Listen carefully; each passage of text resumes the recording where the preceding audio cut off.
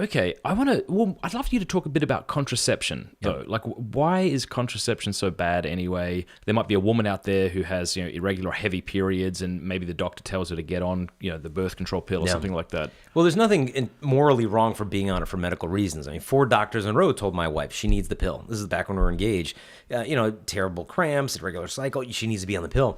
And I said, look, I know this doctor in Nebraska, Dr. Thomas Hilgers. Let's go talk to him.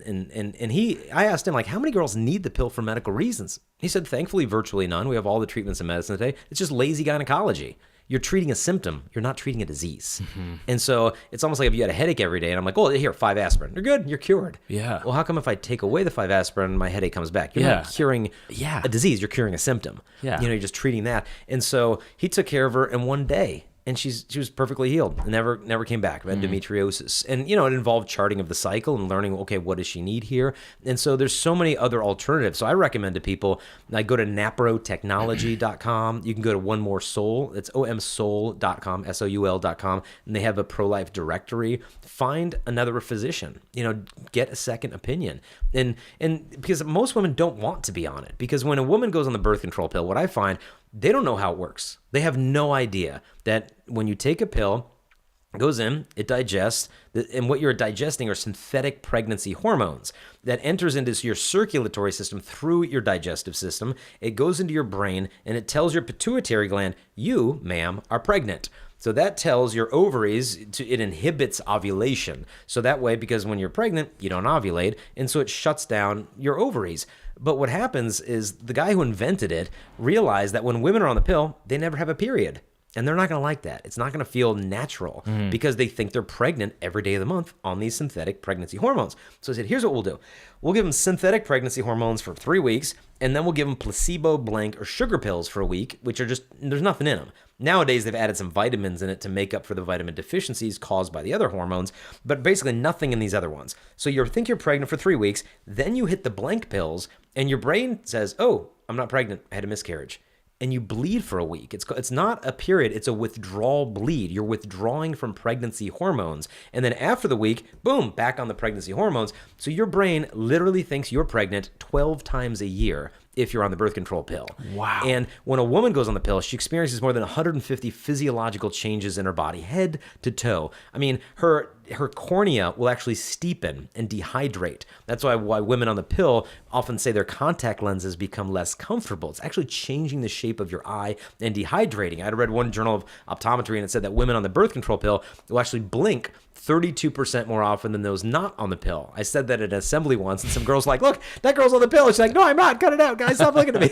So you don't want to judge people on their blink rates, but I mean, it changes everything. I mean, your mood swings, weight gain, like all this stuff. And like, that's why I found women don't want to be on the pill, even for contraception. No woman wants to contracept. She might want to have sex without having babies, but she's never wanted to be at war with her own anatomy in order to accomplish that. And just quickly, too, if you're on the pill and you experience those negative side effects, you're probably not in a place where you really want to have sex. Yeah, no, you feel bloated and gross. And oh, no, I mean, the Depo-Provera shot is actually injected as a punishment into child molesters in the state of California now because it will decrease their desire for sex. And are we giving this to women? I don't know much. I haven't kept up on it. Oh, yeah. It's a birth control shot, but veterinarians don't give it to dogs. They said it's not safe for house pets.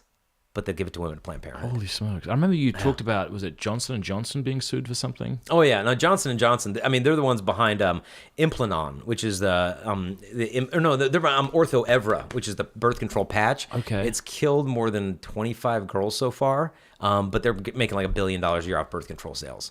Johnson & Johnson is a mega player in the pharmaceutical industry, and they've had major lawsuits, but because the income they're getting from all the contraceptives, they can just pay off all these lawsuits and funerals and whatever they need to pay for.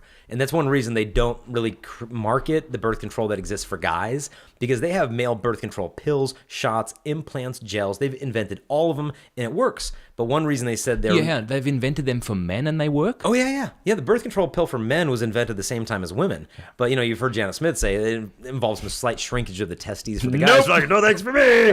Like, several of the women died, so they just adjusted the dosage, kept testing on the women. Like, I remember what woman from Kenya, and I met her in Boston, and she told me, she said, I hate contraception, because she says, I remember a little girl, I grew up in a village in Africa, and And the American pharmaceutical companies would come to my village and they would give the women in my village shots saying, these are vitamins that'll help you to have not too many kids. And, oh, okay, whatever. And then the women started dying and getting really sick. And our village chief thought there was a curse. And so he sent these women outside of the village so that they would die outside of the walls of the village because we thought it was a curse. And then she realized we're being used as guinea pigs by the pharmaceutical industry because they know that women in sub-Saharan Africa can't hire high-powered litigation attorneys to be able to sue the pants off the pharmaceutical companies, and we're being used as guinea pigs for the American pharmaceutical company because it's illegal to do that to American Where's the women. outrage about that? Oh my goodness. And this has been culture? going on for decades. I mean, just unreal stuff that's going on over there. And so, what I find, like all these lawsuits, all this stuff, like they said the pharmaceutical companies have the drugs and the pills and the shots for men, but they said one reason they won't do it because men probably won't really take it because that's, well, I can't get pregnant. It's your problem. You take the shots. But the second reason is men will be much more aggressive in litigation than women are. Really? So that the women have cancer and stuff like that from the birth control pill, they're not as aggressive in going after the companies. Whereas if a man starts doing all this stuff, he will be much more aggressive in suing them. So they said, to their shareholders and the profit, it's just not worth, putting this out for the guys when we have an effective one that women can take. But all of it exists for men. Wow. I had no idea about that. No, it's really good, I think, for women to learn this. Because it's empowering. Be like, talk wait a about minute, this is sexist. sexist. It's always been this way. You look at, contraception's been around for thousands of years. They used to fumigate the woman's uterus with smoke. Ancient Egyptian papyrus said they would insert in the woman crocodile dung. Which would be actually safer, probably, than taking the pill. No kidding. So she wouldn't get pregnant. They would have her swallow potions of sterility that included lead, mercury, arsenic, and strychnine. Probably worked good because she was dead, so she couldn't get pregnant. Right. So 100%. And then they would have women in the Middle Ages, women would wear amulets. They were like superstitious amulets to ward off pregnancy. They would include the liver of a cat or the earwax of a mule, and they'd wear it around. Personally, it's probably a good contraceptive because I'm not getting close to you if you're wearing cat liver. So whatever it takes. But then, like in the 1930s, there's actually like women's Cosmo type magazines that would recommend that women use Lysol and athlete's foot medicine in their bodies as a contraceptive. And if we think that's just barbaric, if you look in the ingredients of today's modern spermicides, it's the same stuff as modern household cleaners. Wow. Yeah. Do you find that as we are moving towards wanting to be a more green type of people, like even my wife, we don't have spray on the counter that works. We have spray made of vinegar, lemon, and lavender. It's not working though.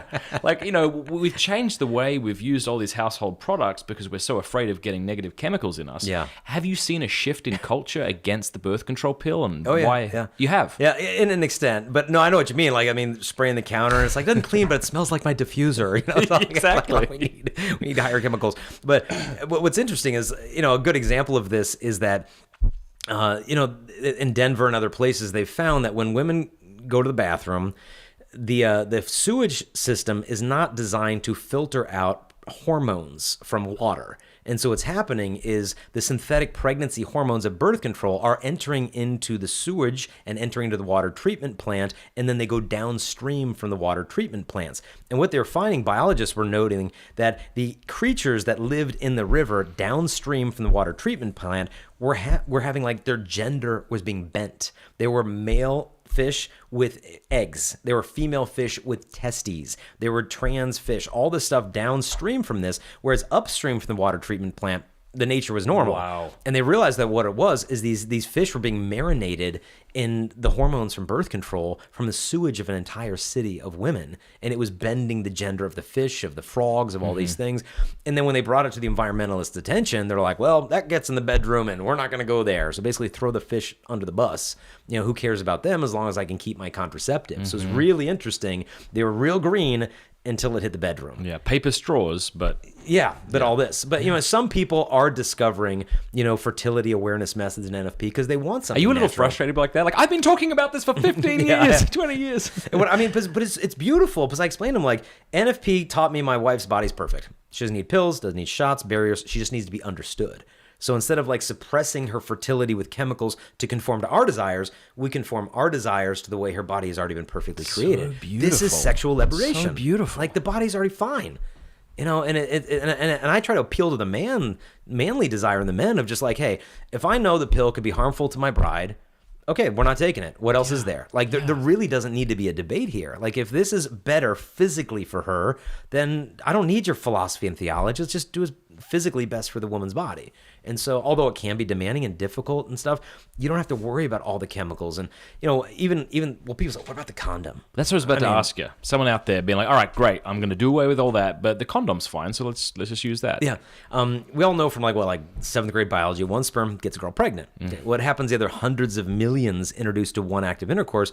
It used to be believed that if the woman wasn't fertilized, they really didn't serve any purpose, but they found it's not actually true, that inside the man's seminal fluid are dozens of biological ingredients. They're immediately absorbed into the woman's circulatory system. That's amazing. So literally within hours of intercourse, your hormones are through her entire body, in her brain. Your DNA is embedding in her organs. After intercourse, the woman's the white blood cells will scour the surface of her cervix and bring the man's sperm proteins and DNA into her lymph nodes, where her immune system will learn to recognize the genetic type of that man's sperm. It says they'll actually develop a gradual tolerance to the antigen on that male's semen. It'll learn who this person is. Yeah. And what they found is if a woman is deprived of this by means of a barrier method of contraception, and then she becomes pregnant, the woman's womb will not have been accustomed to that child. So where she does get pregnant from him after being used to that, the woman's womb will actually recognize the genetic type of baby, match it to the genetic type of sperm that absorbed into her, makes for a smoother pregnancy. They found when it's deprived of this, the woman will be more than twice as likely to suffer preeclampsia during childbirth, which is an elevated blood pressure risk. It's very dangerous to the mom. And so I'm sitting on an airplane typing from the Journal of the American Medical Association that was explaining this into a little book I was writing. And the woman on the plane leans over next to me and she's like, what are you writing about? I'm like, let me tell you. And so I said, this is an epidemiologic study of contraception and preeclampsia. And I showed it to her and she's like, oh, can I read that? And I explained it. And she says, this is amazing. She said, you know what? My husband and I have been, she said, I know we just met, but I feel like I know you so well. She said, my husband and I have been married for 10 years. We've used the condom between every kid. I had preeclampsia with every pregnancy. Wow. How come no one taught this to us in marriage preparation class? And, in the article even, there's many articles on this that actually talk about seminal priming for protection for preeclampsia, meaning if you're using a condom, you're having unprotected intercourse because the man is not protecting the woman with the beneficial effects of the seminal fluid. Yeah, and not to mention the fact that the number one, STD is what? And that's not prevented from... It's a human papillomavirus, and it can cause cervical cancer in women, and it's spread from skin-to-skin contact, anywhere from mid-thigh, mid-abdomen, So unless you're using saran wrap, it's not going to be effective. No. Yo, thanks for watching. You can watch the entire episode on YouTube if you want. You can listen to it at The Matt Fradd Show by subscribing on iTunes or wherever you listen to your podcasts. And feel free to support me, patreon.com/Matt Fradd.